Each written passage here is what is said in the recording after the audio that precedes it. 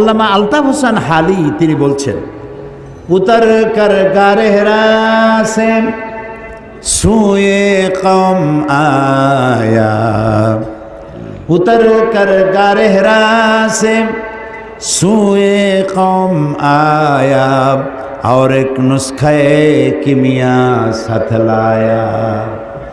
নবী করিম সাল্লাল্লাহু আলাইহি ওয়াসাল্লাম একটি অধপতিত সমাজকে কি করে চরিত্রবান বানানো যায়, কিভাবে ভালো বানানো যাবে, যেই জাতি চুরি করে, ডাকাতি করে, জেনা করে, ব্যভিচার করে, মানুষের মর্যাদা যেই জাতির ভিতরে নাই, এই জাতির ভাগ্য কেমনে ভালো হবে।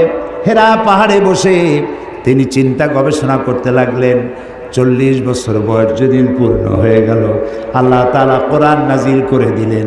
হেরা পাহাড় থেকে কোরআনের আয়াত নিয়ে তিনি দুনিয়ায় অবতীর্ণ হলেন, দুনিয়ায় এলেন।